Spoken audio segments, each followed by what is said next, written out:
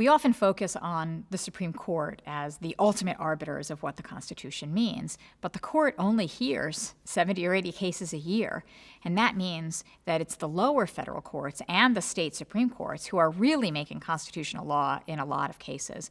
The Supreme Court only hears the pinnacle, right? They only hear the cases they choose, they only hear a few cases a year, and that means that all these lower federal courts are the ones who are making a tremendous amount of the decisions. And there are two layers of federal court before you get to the Supreme Court. There are the trial courts, they're called district courts, and they hear trials, and they're the first level of the judicial process in the federal system.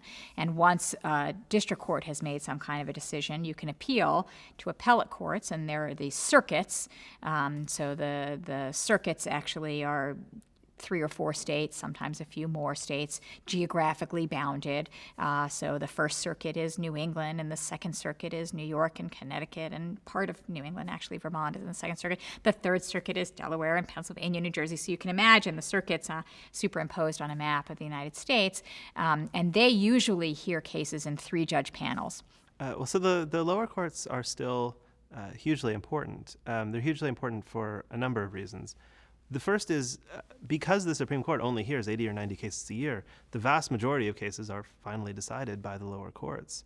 Even cases that are really quite significant, many of them just simply never make it to the Supreme Court. So how the lower courts rule is very significant. There's also all sorts of mechanisms of path dependence. So, for example, appeals courts and then the Supreme Court as well are highly deferential to findings of fact by the trial court. The idea is the trial court has the witnesses in front of them. They can judge demeanor. They can look at the physical evidence. And so the appeals courts are highly reluctant to displace any kind of factual finding by the lower courts, which means that the trial courts have a tremendous amount of power in that regard as well. Also, even when the Supreme Court decides a sort of important point of law, it's then the lower courts who wind up implementing that, right? So some directive comes down in fairly general terms from the Supreme Court. The lower courts have to figure out how to translate that into specific outcomes in specific cases. So the lower courts are still hugely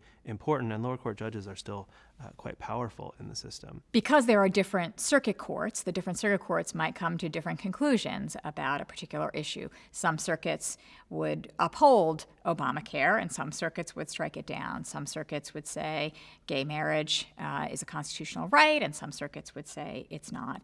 And so one of the things that the Supreme Court sees as its role is to make consistent the law of the land. So in the parlance of the court, it's called a circuit split. When the circuits are split amongst themselves about what the constitutional answer to a question should be, that's often when the court steps in and decides a case.